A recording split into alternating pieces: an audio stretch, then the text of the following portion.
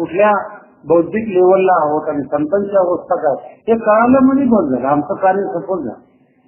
दारू पिणाऱ्याला जर दारू कशी आहे ते कळालं ना तर सांगण्याचं महत्व संपलं. एवढं सगळं समजल्यानंतर दारू पिऊन पश्चाताप करतात काय माणसं बघा. दारू पिऊन सांगतात की दारू पिणं चुकीचं आहे, हे सगळं मला माहिती आहे. तिथंच ठिकाणी काय करायला इलाज नसतो, इलाज नसतो. तर त्यांचा कर्माचा भाग आणि प्रारब्धाचा भाग असा मी विभाग लक्षात घेऊन तो बाजूला केलेला. जगद्गुरु तुकोबराविषयी आपली चिंतनाची व्यक्ती चालू आहे. तो जो गाथा आहे जो डोहातून वर निघालेला आहे. श्रद्धा अंधश्रद्धा मतभिन्नता हे संसाराचं वैशिष्ट्य. एका मतावर सगळे लोक स्थिर असू शकत नाही, सगळ्यांचं एक मत असू शकत नाही. लक्षात येते, सगळ्यांचं एक मत असू शकत नाही आणि एका मतावर सगळे स्थिर होऊ शकत नाही. ही सृष्टीची बनावट अशा पद्धतीची आहे. रुची नाम द्विजकुटीला नाना स्वतःचा. काही लोकांना अवघड रस्ते आवडतात, काही लोकांना हायवे आवडतो, पर्वतारोही त्यांचा छंद आहे. जेवढं डोंगर अवघड असेल ना तेवढं चढायला बरोबर. वर गेल्यानंतर काही अमृताचं तळ ठेवलं असं थोडंच. एव्हरेस्ट पर्वत चढवून जातात तिथे काही अमृताचं तळ आहे का? नाही. इंटरेस्ट आहे त्यांना. काही लोक सरळ मार्गी. वारकरी संप्रदाय हा जरी प्राथमिक क्षणी अवघड वाटत असाल ना तरी हा राजमार्ग आहे. अडचण नाही, कुणाचा सल्ला नाही, कुणाचा उपदेश नाही, कुणाचं काही नाही. वारकरी संप्रदाय इतकं पारदर्शी संप्रदाय त्या पृथ्वीवर दुसरा नाही महाराज. सगळ्यात महत्वाची गोष्ट अशी की ज्ञानोबराय तुकोबारायांनी सगळ्या संकल्पनेतून तुम्हाला मुक्त केलं. अर्थ लक्षात आला काय बोललो? सगळ्या संकल्पनेतून मुक्त केले. आता नाही वारकरी संप्रदायामध्ये अमुक प्रकारचं असलं पाहिजे अशी अट नाहीये. कसंही असा तुम्ही. आणि जर तुम्हाला गुरु मान्य नसेल, प्रवचन मान्य नसेल, कीर्तन मान्य नसलं तरी संप्रदायात राहू शकता. हे संप्रदायाचं वैशिष्ट्य. कुठला संप्रदायाचा? नमाज जर अदा नाही केली तर मुसलमान नाही, चर्चमध्ये जर नाही गेलं तर ख्रिश्चन नाही. पण वारकरीमध्ये असं आहे का ज्ञानेश्वरी नाही वाचली, गाथा नाही वाचला असं काही नाही. त्यांचा मार्गच असा आहे भजन. तुका म्हणे ते भजन प्रमाण. घरात बसून ते पण वैशिष्ट्य बरं का. भजन करायचं म्हणजे मंदिरात येऊन भजन नाही करायचं बरं का. तुकोबाराचा अभंग सांगतो म्हणजे कळेल तुम्हाला. नवगती साया असतो जावे वनांतरा, सुखे येतो घरा नारायण. घरा नारायण घरा येतो. त्याचं नाव आहे वारकरी संप्रदाय. मंदिरात जाऊनच नका, घराचं मंदिर बनवा, हृदयाचं मंदिर बनवा, देवाला तिथे आव्हान करा. हे वारकरी संप्रदाय. हे शिकवण नसेल ज्ञानेश्वरीचा अर्थ कळेल, गाथा माथ्यात बसत नसेल, ठीक आहे. भजन नामजन पुराण प्रसिद्ध बोलिले वाल्मिक नामे तिन्ही लोक उद्धरते. नामचिंतन म्हणून याचं ऐकलंच पाहिजे.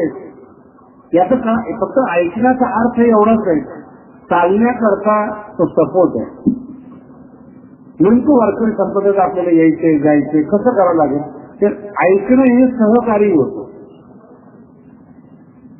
पण ज्ञानोबरायांचं तुकोबरायांचं वैशिष्ट्य असे स्वतंत्र. ते का सांगतो तुम्हाला? तुकोबराय स्वतंत्र आहेत म्हणून सांगतो. तुकोबरायांनी कोणाकडेही गेलेलं नाही, कोणाचंही ऐकलेलं नाही आणि कोणालाही मानलेलं नाही, तरी मान्यवान झाले तुकोबराय. शब्दप्रयोग आहे का? जन्मजात वारकरी घराण्यामध्ये जन्म आणि विठ्ठल आराध्य दैवत, दुसरी मान्यताच नाही. तुकोबाराचा अभंगच आहे विठ्ठलाच्या बाबतीमध्ये, विठ्ठल कुळीचे दैवत. माझं नाही, ज्या कुळात जन्माला आलो त्या कुळातला परमात्मा म्हणजे विठ्ठल. विठ्ठल सगळं संपला, विषय संपला. विठ्ठल कुळीचे दैवत, एक गाऊ आम्ही विठोबाचे नाम, आणि गाते काम नाही आता. आणि शब्द फार सुंदर आहे बरं तुकोबारांचा. अशी उपमा देतात तुकोबारा, पतिव्रते जैसा भ्रतार प्रमाण. शब्द नीट आहे का, बोलण्याची पद्धत वेगळी. पतिव्रता नवऱ्याला मानते असा अर्थ नाही या शब्दांचा, किंवा पतिव्रतेचं पतीवर प्रेम आहे असा अर्थ नाहीये. पतिव्रतेला प्रमाण वेद नाहीये, नातेवाईक नाहीये, आईबाप नाहीये, भ्रतार प्रमाण. तो जे म्हणेल ते प्रमाण पतिव्रतेसाठी आहे. अर्थ कळाला? ते तुकोबारांनी मारलेला असा फिरका पट्टा आहे. पतिव्रता असेल तर तिला प्रमाण कोण आहे? भ्रतार प्रमाण. आम्हा नारायण कैसा पाहिजे, तुमच्यासाठी सांगत नाही आम्ही. पतिव्रता भ्रतार प्रमाण. मग आधुनिक लोक सांगतात महाराज ती स्त्रियांची गुलामी नाही का, स्त्रीला स्वातंत्र्य कुठे? मला एका स्त्रीने सांगितलं, महाराज हे जे तुम्ही स्त्रियांबद्दल बोलता त्याच्यामध्ये स्त्रियांवर अन्याय वाटत नाही का? स्त्री मुक्तीसाठी आम्ही चळवळ करतो. ती मला अतिशय चांगली चळवळ आहे. स्त्री मुक्ती अर्थ फार विचित्र. तिला म्हणलं स्त्री मुक्तीसाठी चळवळ करताय, अतिशय उत्तम आहे. कोणापासून मुक्त व्हायचंय तुम्हाला? नवऱ्यापासून व्हायचंय का? मुलापासून मुक्त व्हायचंय का? मुलीपासून मुक्त व्हायचंय का? कोणापासून मुक्त व्हायचं ते तर ठरव. नंतर तुमचे शत्रू कोण आहे त्याला ओळखा पाहिजे. स्त्रियांचा शत्रू स्त्रियाच आहे. मुलगा शत्रू आहे का त्याचा? कपटी शत्रू आहे. दिवस रात्र बाहेर कमवलं जातं घरासाठी, त्याच्यापासून मुक्ती करायची का? आपल्या ब्लड मधून मुलगा जन्माला येतो, त्याच्यापासून मुक्ती पाहिजे का? मुलगे स्त्री मुक्ती म्हणजे नेमकं कोणापासून मुक्ती पाहिजे? ते म्हणजे महाराज आम्ही डोकं लावत ते तुमचं चालू द्या. पण एक विनंती, इतका चांगला अर्थ पुन्हा सांगू नका स्त्री मुक्ती शब्दाचा. त्याचा आमची संघटना चालू ती बंद पडायची. कोणापासून मुक्ती पाहिजे हा महत्वाचा भाग आहे. आणि स्त्री पुरुष हे विभिन्न आहे.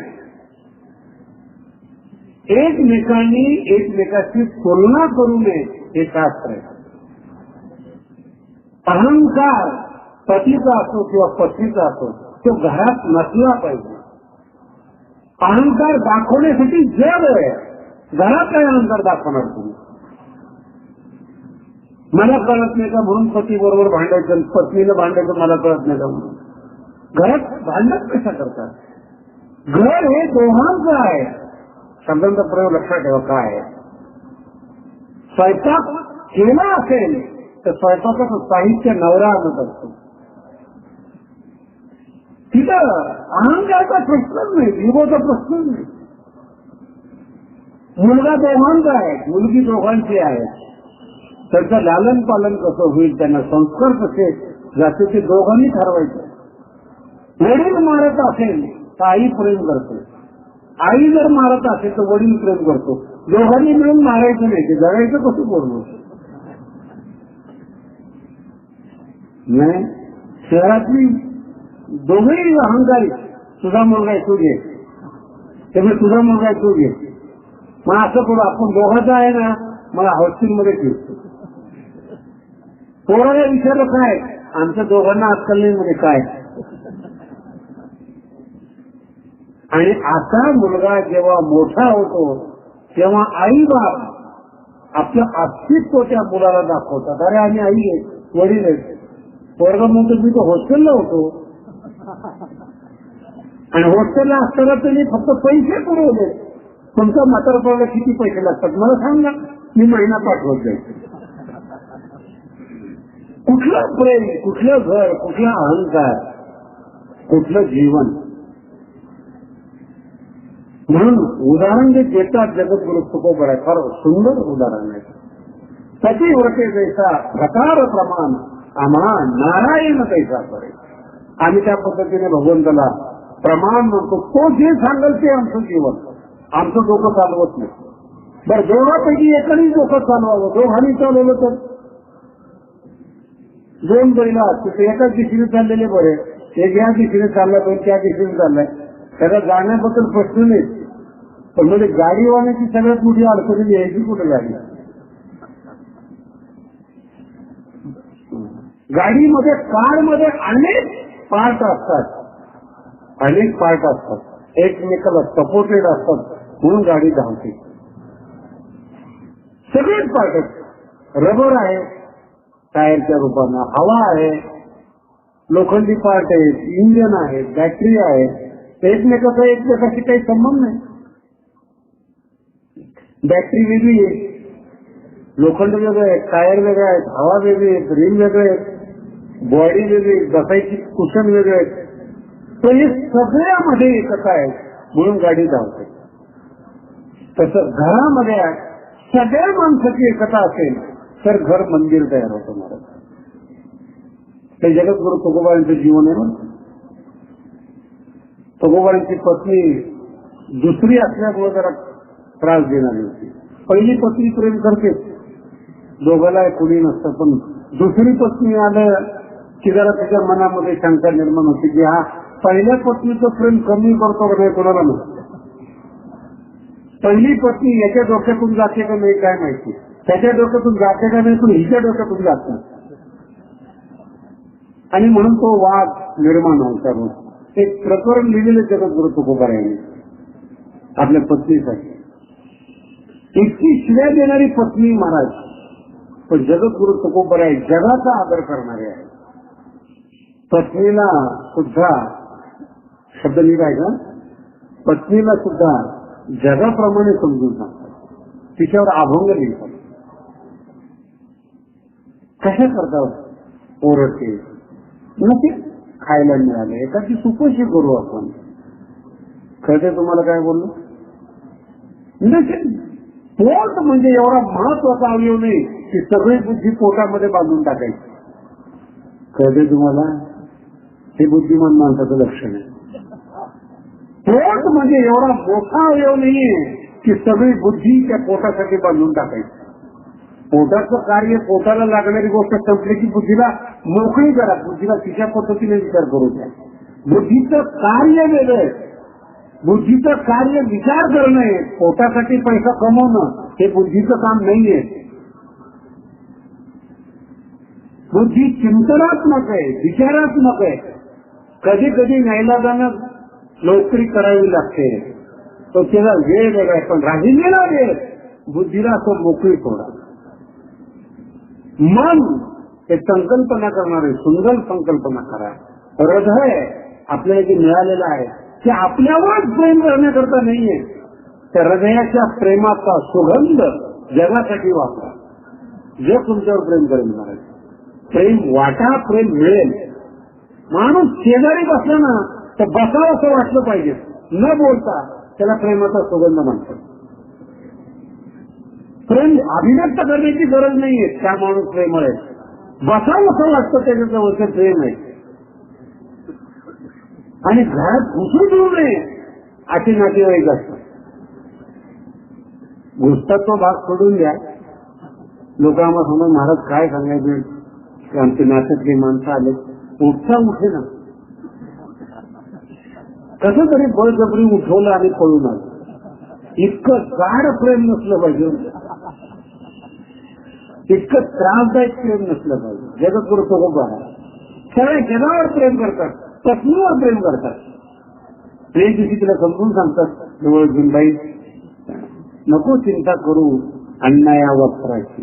फक्त किती सोपे वाटतात बघा. बाईने किती जरी डोकं चालवलं ना, या दोनच ठिकाणी डोकं चालतात. कपडे भरपूर पाहिजेत, साड्या भरपूर पाहिजेत आणि पोटासाठी भरपूर कमवून ठेवलं पाहिजे. तिसरं डोकंच नसतं. मुलाला आपलं झालं, आता मुलाला झालं, मुलींना याच्यात इथपर्यंत थांबलं पाहिजे. नाही, नातवासाठी काय करायचे. एक महिन्यापूर्वी 95 वर्षाची म्हातारी, ती भगवानगडावर फार तिचं प्रेम, बाबाला फार मानणारी, भगवान बाबांना, आणि 95 वय झाल्यामुळे अंतिम क्षण मोजत होती. तिची जी मुलं आहेत 70-75 वर्षाची आहेत, 70 दरम्यान. मला माहित असतं की तुमच्यावर फार श्रद्धा आहे, गडावर फार श्रद्धा आहे, पुन्हा काही भेट होणार नाही आणि गेल्यानंतर येऊन काही फायदा नाही. गडाखालीच गाव आहे, एकदा भेटून जा. परिवार चांगला होता, म्हणजे ठीक आहे, जिवंत आहे, भेटून जाऊ. भेटायला गेलो, म्हातारी सुचीर होती, पाहिलं, असली, हात वगैरे फिरवला आणि मी असं ठरवलं की उद्या परवा दिवशी निरोप येईल, की निरोप दिला म्हणून. तसं काही झालं नाही. 4-5 महिन्यांनी मलाच आठवण झाली, निरोप कसा आला नाही. म्हणजे विचारलं, अहो 2-3 दिवसावर आलेली म्हातारी, पण 4-5 महिने झाले अजून काही. आता परत त्याच्यात मुलाला कसं विचारावं आपण, काय झालं तुझ्या आईचं, गेली का नाही विचारी. हा काही चहा पिण्याचा विषय आहे का.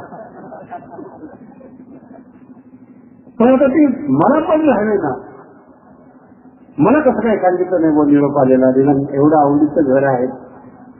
मग एक दिवशी विचारलं मी, का हो आपल्या आईची तब्येत कशी. तर फार चांगली, दुरुस्त झाली, खाती तिची चांगली फिरते, सगळं व्यवस्थित चाललंय. तुला उत्सुकता, एकाच दिवस हा तिचा शेवटचा दिवस असतो, सगळे वावर पुन्हा न बोलवता मी भेटायला गेलो. 95 वर्षाचं वय, म्हणजे नेमकं फिरती कशी बघा तुम्ही. एवढ्या गेलो तिथं त्या आजीजवळ बसलो, म्हणजे बाई काय चाललंय. आला, बरं झालं बाबा, हात फिरवणं म्हातारी माणसाचं. आणि चहा वगैरे झाला, निघताना मला म्हणजे बाबा एक काम. मी म्हणलं इथं काय काम आहे बाबा 95व्या वर्षी. म्हणजे बाई ते काम आणि काम आहे म्हणे, सांग ना. नाही म्हणजे यांना जरा बाजूला करा, माझ्या बरोबर जे सेवक होते ते बाजूला गेले. सगळं व्यवस्थित झालं, बघ कुठे नातवाला नोकरी लागेल तेवढा आशीर्वाद द्या.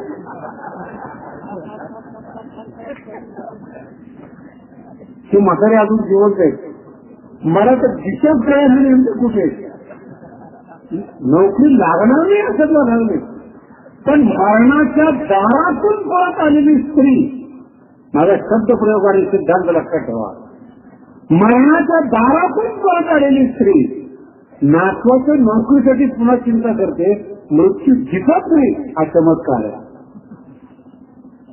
किती मोहप्रविष्ट असावं, मोहाने किती आक्रमण करावं. तुकोबा तेच सांगतात, अंत नाही मोहाचा. पण अन्न आणि वस्त्र याची चिंता जास्त. जगद्गुरु तुकोबा हे आपल्या पत्नीला समजून सांगतात, नको चिंता करू. तुझी चिंता कशाची आहे? काही देव मिळावा म्हणून चिंता आहे, काही उद्धार व्हावा म्हणून चिंता आहे?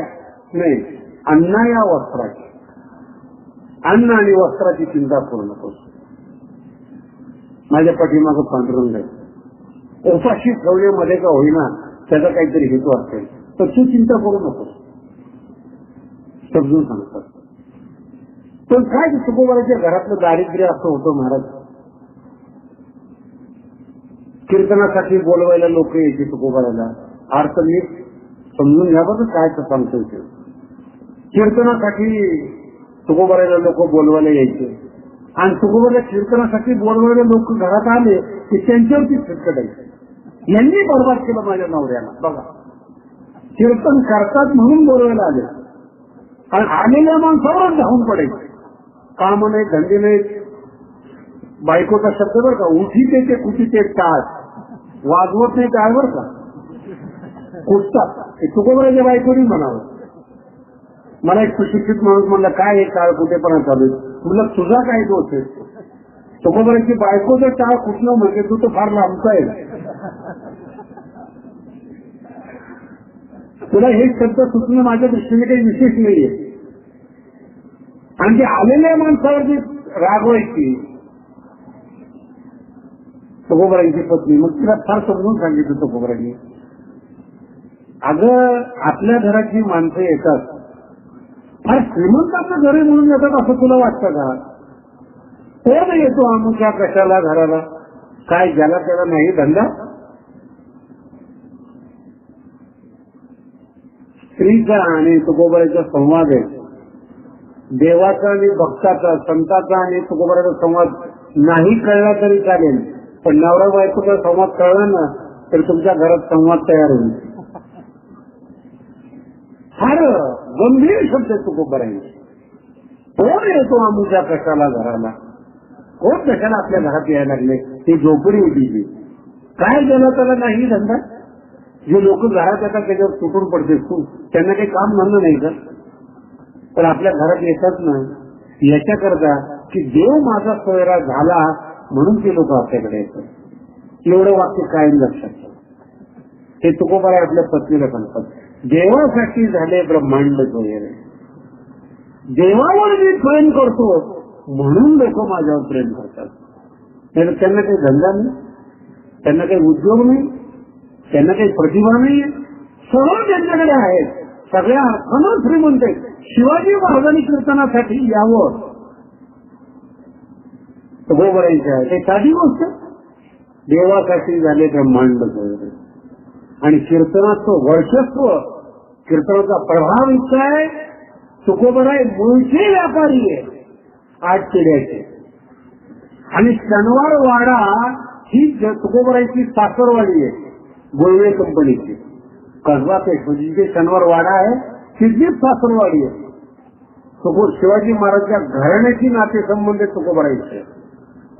गोळवे म्हणून आडनाव आहेत, त्यांची मुलगी तुकोबारांची पत्नी. कशी संबंध तुकोबारांचे. आणि व्यापारी असल्यामुळं अनेक वेळा व्यापारामध्ये तोटा तयार होतो, म्हणून माणूस कमी होतो असा त्याचा अर्थ नाही. धंद्यामध्ये तोटा आला म्हणजे काही माणसाची बुद्धी कमी झाली का माणुसकी कमी झाली काय व्यसन. तुकोबारांना तो गरिबी आली, तुकोबारांच्या घरामध्ये जे दारिद्र्य आलं ते उदारपणामुळे आलेलं दारिद्र्य आहे. ते दारूपायी, व्यसनापायी असा पैसा खर्च झालेला नाही तुकोबारांचा. उदारता आहे, लोक उपाशी मरतायत ते तुकोबाराला देखले ना म्हणून घर लुटलं तुकोबारांनी. लक्षात येते काय म्हणून? लोक उपाशी मरू नये म्हणून स्वतःचं घर लुटलं आणि लोकांची पोटं भरले. आज गाथा लोकांची पोटं भरतो, तेच काम चालू आहे अजून. हे जगद्गुरु तुकोबारांचं वैशिष्ट्य.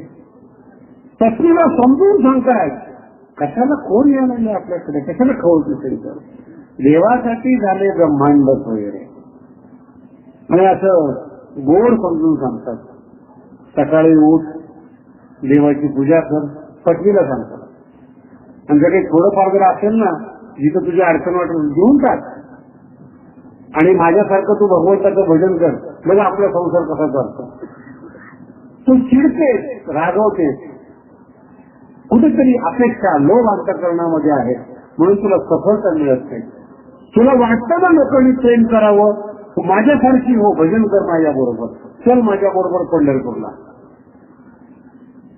आता काय परिणाम झाला असेल त्याकडे मी प्रवचनात सांगू तुम्हाला. तुकोबारांच्या वाणीचा परिणाम चांगल्या माणसावर होतो, चांगल्यावर होतो ठरलं तर. आणि परिणामच करून घ्यायचा नाही असं ठरलं तर ऐकायचंच नाही. ऐकायला येतानाच ठरवतात. शब्दांचा प्रयोग बघत हे ऐकायचंच नाही. आता अगोदरच ठरवतं की ऐकायचंच नाही, हे काही परिणाम होत नाही जीवनात. ते मानवी जीवनाचं सगळ्यात मोठं वैशिष्ट्य आहे. जर ठरवलं तुम्ही ऐकायचंच नाही, काय करणार आहे कोण त्याला? काही उपाय नाही करणार. नाही ऐकलं तुकोबारांच्या पत्नी नाही परमार्थ. आणि किती जन्माचं पुण्य की तुकोबारांच्या पत्नी होण्याचं भाग्य मिळावं. दर्शन देतो, भारत घेतो. ज्ञानोबा ज्यांना आपलं म्हणतात अशा व्यक्तींच्या घरात पत्नी म्हणून तिला वावरायला मिळावं. म्हणत काय अनंत जन्माचं पुण्य तिथं. पण डोळे उघडले नाही हा दोष. कधी होतो जीवनामध्ये अशा पद्धतीचा योग येतो जीवनामध्ये. जगद्गुरु फार स्वतंत्र उपदेश प्रकरण आहे आणि अतिशय सुंदर रीतीनं आपल्या पत्नीला समजून सांगतात. रागवू नको, खवळू नकोस. फार चिडचिड केलं म्हणजे संसार चांगला होतो ही समजूत चुकीची. समजलं का तुम्हाला? फार ओरडून बोलले म्हणजे लोकांना कळतं असं नाही. फार चिडचिड केली म्हणजे प्रभाव पडतो असं नाही. मूर्ख समजतात लोक. व्हायचं तेच होतं, घडायचं तेच घडत असतं. आणि प्रारब्धाच्या योगाने घडणाऱ्या घटना काही टाळता येत नाही. तुकोबांचं वाक्य, 3 गोष्टी तुमच्या हातात नाहीये. 3 गोष्टी, अन्न, मान आणि धन. हे तुकोबांनी लिहिलेलं आहे. अन्न, मान आणि धन हे तुमच्या हातात नाहीये. हे तो प्रारब्ध आहे. अन्न, मान, धन हे तो प्रारब्ध आहे. म्हणून श्रीमंताला अन्न पसत नाही. अन्न त्यांच्या नशिबात नाहीये. गोळ्या त्यांच्या नशिबात आहेत. इंजेक्शन त्यांच्या नशिबात आहेत. आणि ते आहे म्हणून औषधाच्या कंपन्या चालू महाराजांचं काय खरं. गरीबांनी कुठे इंजेक्शन इथं घ्यायचे असत 50-50 हजाराची घेते का ते महाराज गरीबाला. एखाद्या ठिकाणी जर गाठ आली, गरीबाला विचारणारे जरा गाठ आहे चेक करून दे. जाऊ द्या ना, कशाला चेक करायची त्याला, काय करणार करून करून. दुखत नाही ना, मोठे झाल्यावर बघू. जसं काही पोरगी द्यायची. आणि श्रीमंताला ताप आला, नेहमी ताप असतो. ते श्रीमंताला ताप आला, तापाला सुद्धा असं वाटतं काय माणूस आहे, 2-4 दिवस मुक्काम करावा. सगळी शिस्त, तापाला सगळे व्यवहार बंद. पलंग कोमल, सांगरायचं कोमल, आणि ती माणसं उभी राहिलेली जसं काय आत्ताच जातो काय. आणि सगळी दक्षता घेतात. तोंडामध्ये नळकंडी टाकलेली, किती टेम्परेचर आहे, डोक्यावर गरम मिठाच्या पट्ट्या, पाय गाव सगळे उभे. याला ते ताप, ताप म्हणजे काही मोठा रोग असतो असं समजता का तुम्ही? पण श्रीमंताचा ताप आहे, तो अनेकांना ताप देणारच. लगेच फोन, ताप आला सगळं धावून येतात. अहो तुमचं भाग्य तुम्ही डोळ्याने बघा. अकोला जिल्ह्यामध्ये सगळ्यात जास्त तापणारं वातावरण, उष्णता सगळ्यात जास्त. किती उष्णता असते या भागामध्ये. आणि असं शेतकऱ्याला जर ताप आला, भेटत नाही, तापासह नांगरतीला त्याला विचारा थोडं ताप आहे, कणकण नको जाऊ. महाराज काय करता येतात? त्या तापाला असं वाटतं की चुकीच्या माणसाकडे आलो आपण. त्याला ताप आला नाही, तापाला ताप येतो, निघून जातो. एवढी ताकद, एवढी मानसिक ताकद त्या व्यक्तीमध्ये आहे. नाही रोगाला जुमाना. म्हणून हे श्रीमंत माणसाचे दवाखाने, कंपन्या, हे जेवढे पाप करणारी मोठी माणसं आहेत ना, त्यांच्या सोयीसाठी निर्माण झालेले सगळं. आणि मग ते 25 लाखाचं ऑपरेशन, 50 लाखाचं. काही भारतातले माणसं सुद्धा मला म्हणे महाराज थोडस हार्ट मध्ये प्रॉब्लेम आहे, अमेरिकेत जाऊन ऑपरेशन करायचं. म्हणजे इथं काय ना, नाही म्हणे इथं नाही करायचं. मग तिथं काय केलं वेगळं आहे का तिथे? नाही म्हणे महाराज चला पैसा जास्त आहे ना. तिथे कौशल्यवान लोक आहेत, नाही विश्वास बसतो. त्याचं कारण आहे पैसा. मूळ मुद्दा लक्षात ठेवा. मग थोडी गोष्ट आली, पैसा आला, गोळ्या असतात, अन्न त्यांच्या नशिबातच नाही. काही वेळेस गरीब माणसाला गावामध्ये मान असतो, गावच्या पाटलाला तेवढा मान नसतो. सप्ताहाची वर्गणी, गावातली वर्गणी गरीबाकडे ठेवायला देतात, पण गावातल्या श्रीमंताकडे देत नाही. मी विचारलं असं का? म्हणजे महाराज इमानदार माणूस, त्याला म्हणतात मान, प्रारब्ध आहे. बुद्धिमान लोक 1000 प्रकारचे असतात, एखादं चमकून जातं, प्रारब्ध आहे. आणि धन, पैसा, हा नशिबानेच मिळतो, कष्टाने नाही मिळत. मला कर्म पाहिजे, पूर्वजन्मीचं प्रारब्ध पाहिजे. आमच्या 72 लोक ज्यांना वाचता येत नाही, लिहिता येत नाही, मराठी नीट बोलता येत नाही, 10-10, 15-15 सीए ऑफिसमध्ये त्यांचं काम करायला. रिटायर झालेले कलेक्टर त्यांची फॅक्टरी सांभाळायला, आणि त्याचा मालक आमचा बहादूर आहे. पण भाग्य त्याला काय सांगतात, अन्नमान धन येतो प्रारब्धात. याच्या मागे लागून नरदेह बर्बाद करू नका. हे मिळणार. तुम्हाला मोठं उदाहरण सांगतो, फार छोटं सांगितलं तुम्हाला, सिद्धांत सांगितलंय. भगवान श्रीकृष्ण जन्मदात पांडवाच्या बाजूने आलं लक्षात. जन्मदात पांडवाच्या बाजूने वनवास चुकला नाही महाराज, वनवास चुकला नाही. आणि जन्मदात दुर्योधन कृष्णाच्या विरोधामध्ये कधी गरिबी आलीच नाही. एवढं कळलं तरी पुष्कळ झालं. मला आजही लोक विचारतात, महाराज भजन नाही पूजन नाही पण माणूस श्रीमंत होतो. म्हणलं दुर्योधन श्रीमंत होतो, त्याच्यावेळेस कशाला बोलतो. जन्मताच भगवान श्रीकृष्णाच्या विरोधी दुर्योधन, गरिबी कधी आलीच नाही. आणि महत्वाची गोष्ट सांगतो, मान कधी मिळाला नाही. वनवासात पांडव गेले, ऋषी मुनी संत त्यांच्या ठिकाणी गेले, पण दुर्योधनाकडे जात मग त्याला म्हणतात मान. वनवासामध्ये पांडव आहेत, संतांनी त्यांचा त्याग नाही केला, त्याला म्हणतात मान. शेजारी बंगला आहे, पण चांगला माणूस झोपडीमध्ये जातो, त्याला विचारावं बंगला आहे, त्यांची त्यांना लपला नको. त्याला विचारलं नेमकं काय नाही, मला तुम्ही विशेष काढू नका. सर्वसामान्य माणसाला हे मला तर कुत्रच एवढं मोठं आहे त्या बंगल्यामध्ये नाही, अर्थ नाही कळला. बंगल्यामध्ये कोण मोठे आहे,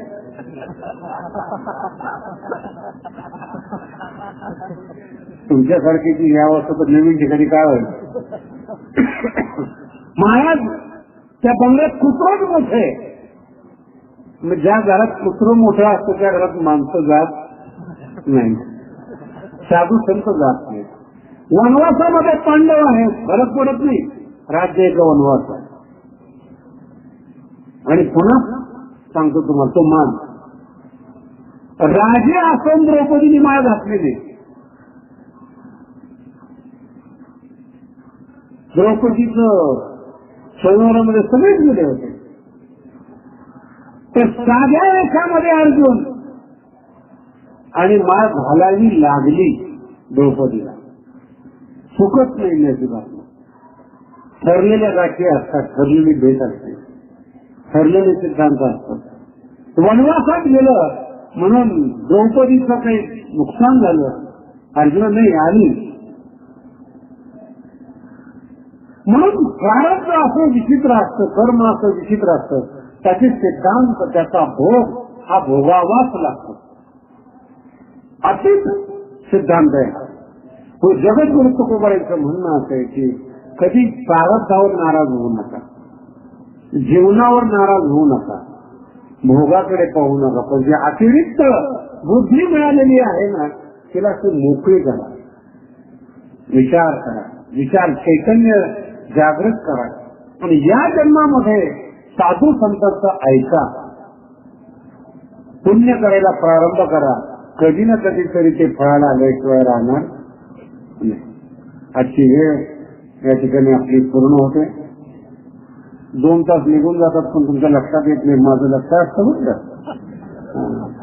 उद्या सकाळी कठोर निषेधावर प्रवचन आहे, बरोबर 9:30च्या दरम्यान सुरू होईल. यम आणि नचिकेता, मृत्यूचा आणि मुलाचा संवाद आणि सरळ वेदातलाच आशय आहे. आणि अतिशय सुंदर आहे. मृत्यूशी कसं बोलावं, मृत्यू म्हणजे काय त्याचं साक्षात विवेचन जे यजुर्वेदामध्ये आलेलं आहे, कठोपनिषदामध्ये, त्याचं सकाळी 9:30 वाजता चिंतन आहे. शक्य असेल ते उद्या 9:30 वाजता या. आणि जो जीवनातले रहस्य आहेत, आनंद आहेत, तो शब्दांच्या माध्यमातून बघण्याचा प्रयत्न करा. पुंडली गौरदे हरी विठ्ठल श्री ज्ञानदेव तुकाराम ज्ञानेश्वर जय. सद्गुरु तुकाराम महाराज की जय.